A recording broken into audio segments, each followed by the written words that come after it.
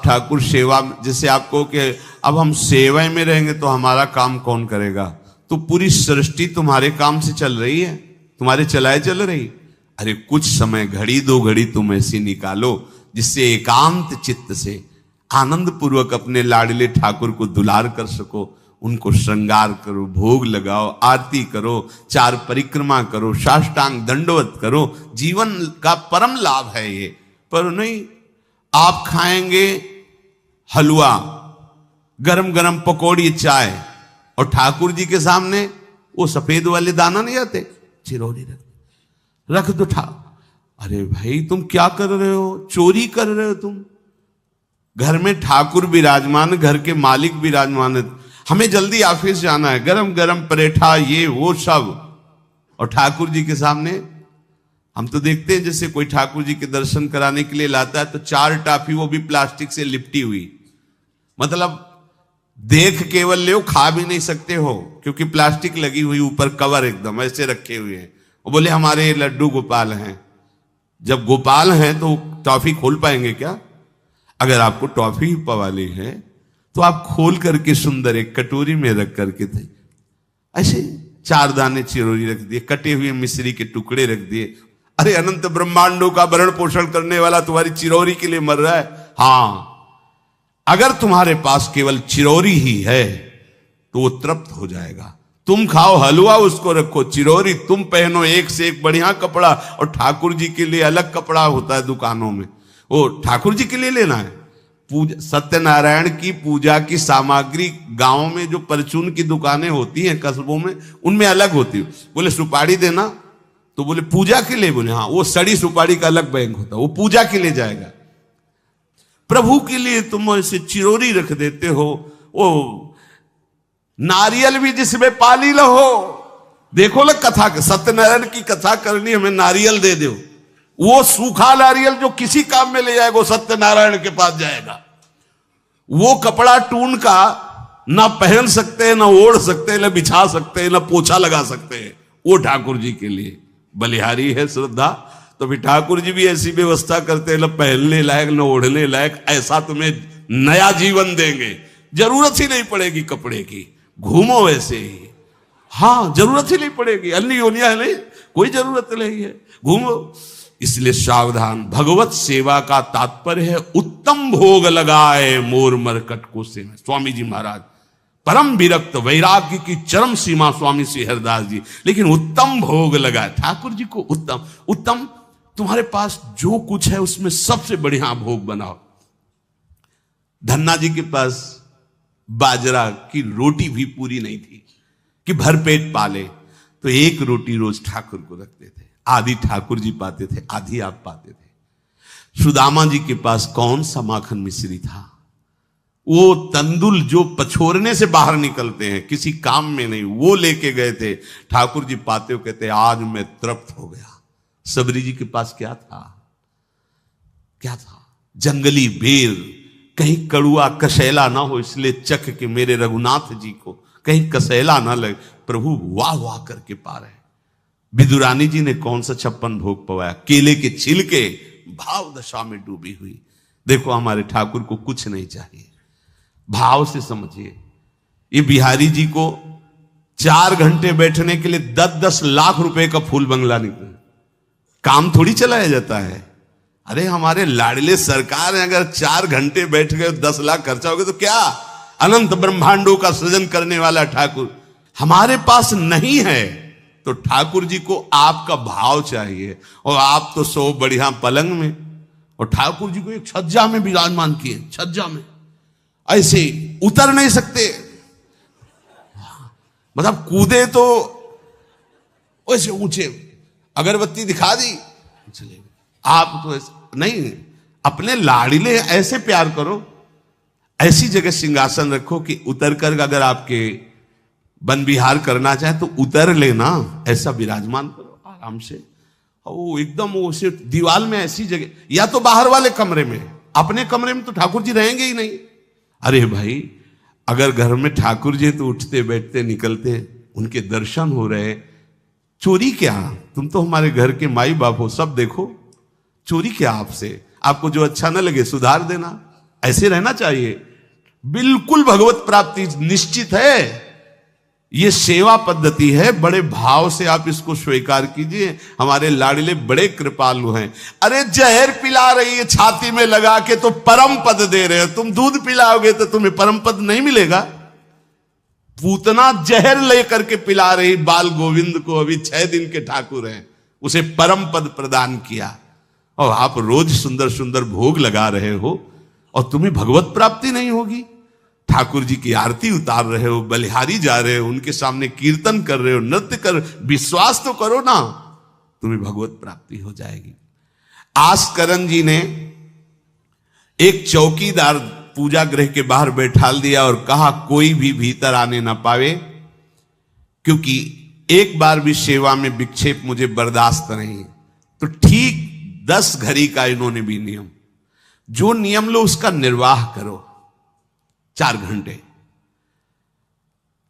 दिल्ली का बादशाह किसी कारण से उधर आया हुआ था। उसने कहा मुझे आस्करण जी से तुरंत मिलाया जाए। पहले तो राजा लोग होते थे और बादशाह, अब जैसे मुख्यमंत्री और प्रधानमंत्री, राष्ट्रपति। तो जो मुख्यमंत्री हैं ये राजा हैं प्रदेश के, और वो संपूर्ण राज्यों का बादशाह उसे कहा जाता था। आस्करण जी को शीघ्र हमारे सामने उपस्थित किया जाए। प्रार्थना की कि महाराज असंभव, इस समय आस्करण जी महाराज अपने ठाकुर जी की सेवा में हैं और उनका आदेश है 4 घंटे कोई हमसे बात ना करे।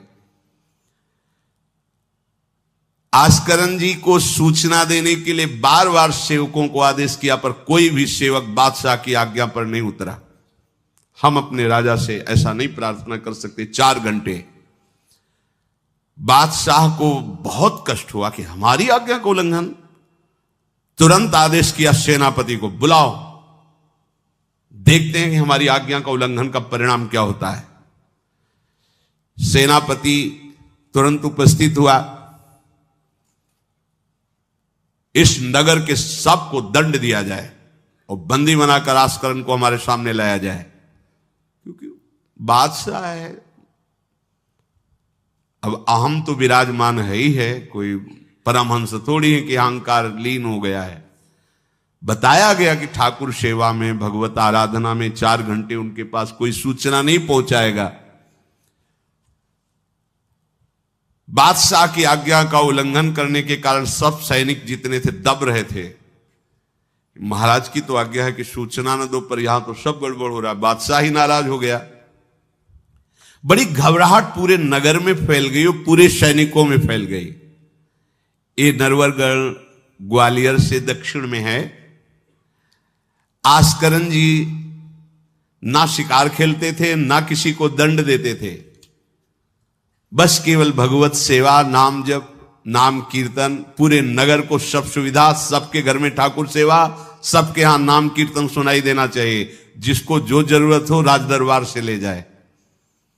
किसी को लग सकता है अगर ऐसे बढ़ता रहेगा तो राज खजाना खत्म हो जाएगा। नहीं, अज्ञान से तुम सोचते हो। एक बार पूज्य पादुड़िया बाबा के यहां 500 लोगों का भोजन बना। अब वहां उत्सव में 5000 से भी अधिक लोग आ गए। तो जो सेवक जन थे, भंडारी थे, भाग के आए, बाबा अब तो बहुत ही हानि हो जाएगी, क्योंकि सब लोग आ गए, 5000 के लगभग लोग हैं और 500 का ही भोजन बना है। बाबा जी ने कहा घबराने की जरूरत नहीं। गए, अपना ऊपर का चला ऐसे डाल दिया जो रसोई बनी हुई थी। बोले इसे खोलना नहीं, बस बांटते जाओ। सब पा चुके, जितना बना था ना, वो भगवत प्रताप।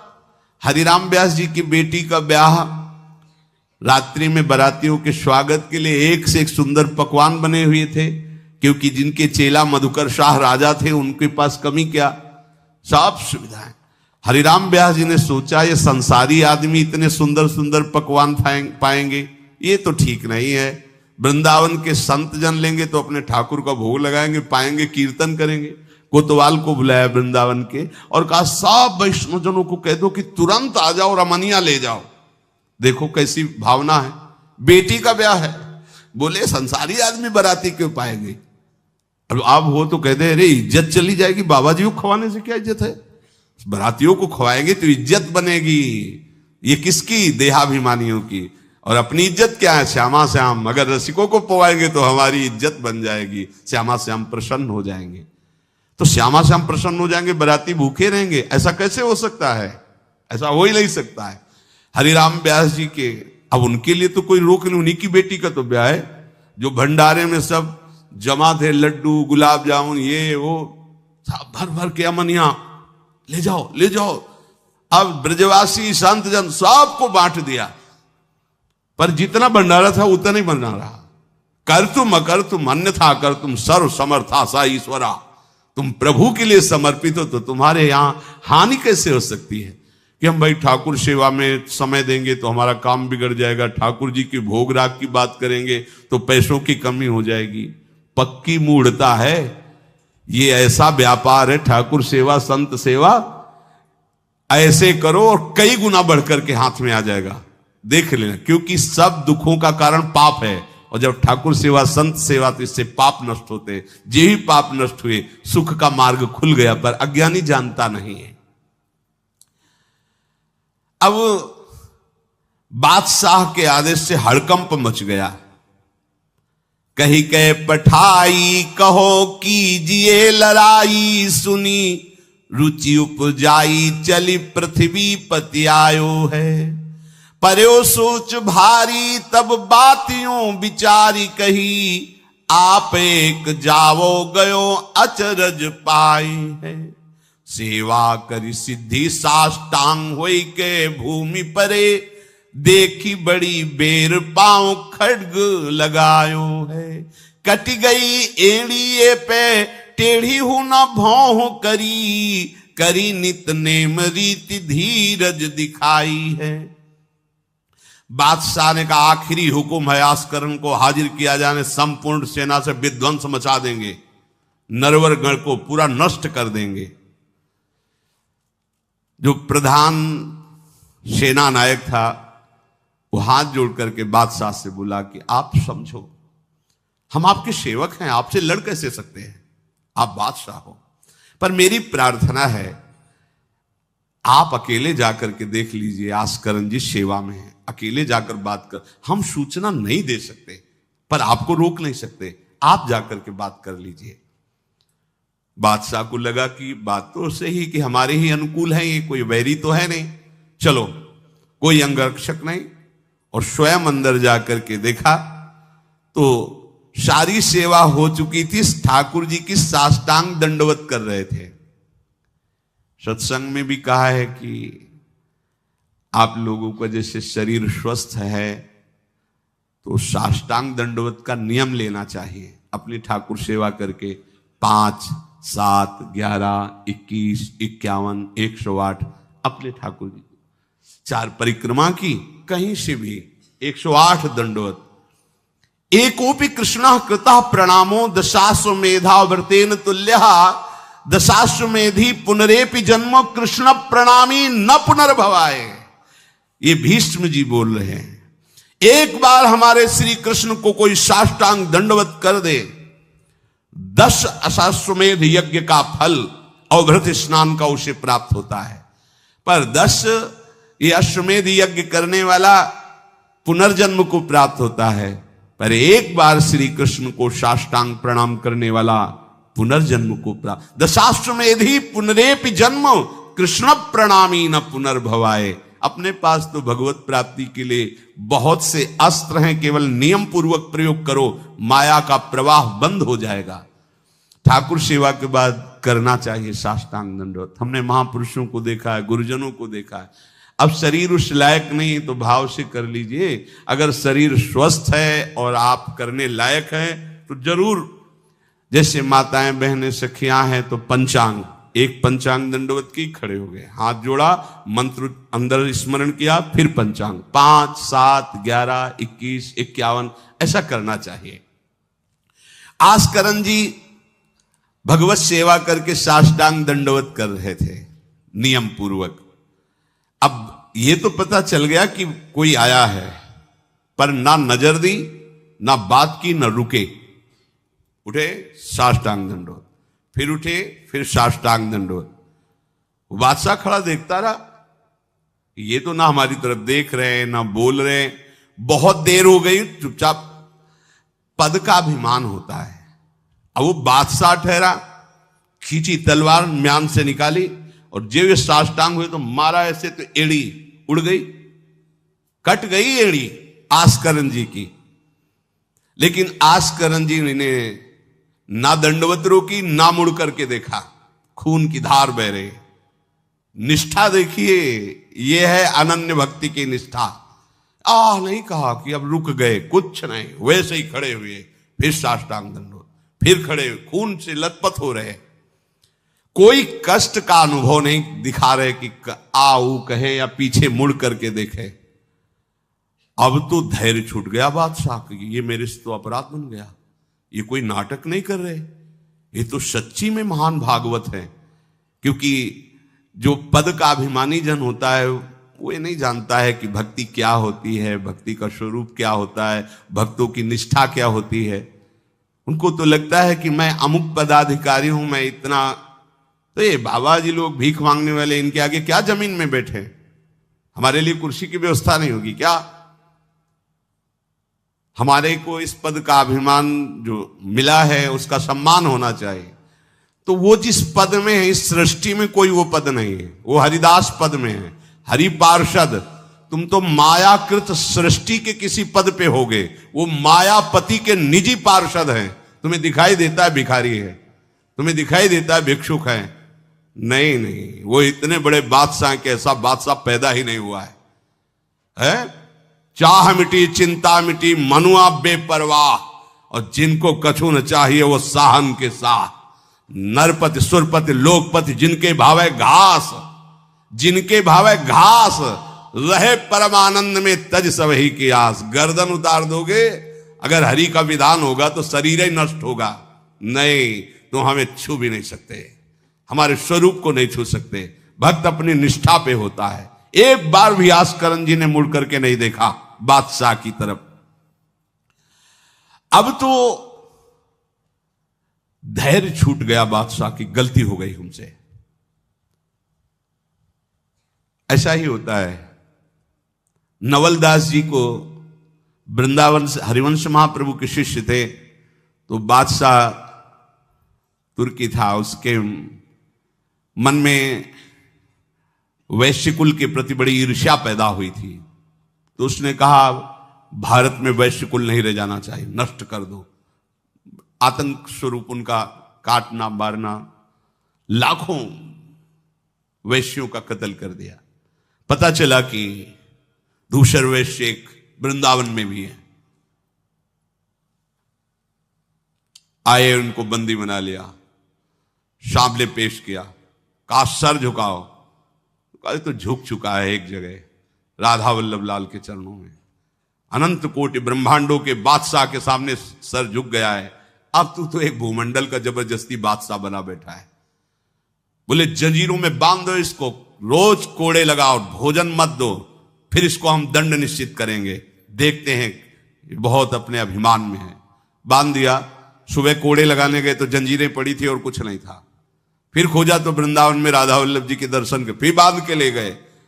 अरे बोले तेरी जंजीरें क्या मुझे रोक सकती है? जब माया की जंजीरें नहीं रोक पाई तो तेरी जंजीरें क्या रोकी? तू लाख बार बंधवा, मुझे नहीं रोक सकता। आखिरकार चरणों में झुका, उनका बंद करवा ये नरसंहार। तेरे इस नरसंहार से कुछ नहीं होने वाला, तू शांति से रह, ये ऐसे उपद्रव करना बंद कर। तो जो पदाभिमानी जन है, एक अभिमान में न जाने कैसे कैसे बड़े अपराध हो जाते हैं, भक्तों को नहीं जानते हैं। उठी चिक डारी तब पाछे सो निहारी, कियो मुजरा विचारी बादशाह तिरिझे हैं। हित की सचाई यह ने कुना कचाई होत, चर्चा चलाई भाव सुन सुन भींजे हैं। बीते दिन को नृप भक्त सो समायो, पृथ्वीपति दुख पायो सुनि भोग हरि छीजे हैं। करे विप्र सेवा तिने गांव लिख न्यारे दिए, वाके प्राण न्यार लाड़ करो कही धीजे हैं। पूरी दंडवत की, ठाकुर जी को प्रार्थना की, चिक डाल दी जो मध्याह्न विश्राम की, फिर पीछे मुड़े। तब तक खून बह रहा है। पीछे मुड़कर देखा, बादशाह जोहार की, बिल्कुल गुस्सा नहीं। राजा को इनकी ये धैर्य शैली देखकर कि अपने इष्ट के प्रति निष्ठा और मेरे अपराध का कोई भी इनके ऊपर प्रभाव नहीं, रीझ गया, बहुत प्रसन्न हुआ और कहा, आज मेरे नेत्र सफल हुए कि मैंने ऐसा निष्ठावान भक्त देखा। ना तो तुम्हारे भ्रकुटी में थोड़ा भी रोष है और ना तुम्हें पीड़ा है और ना कोई थकावट है।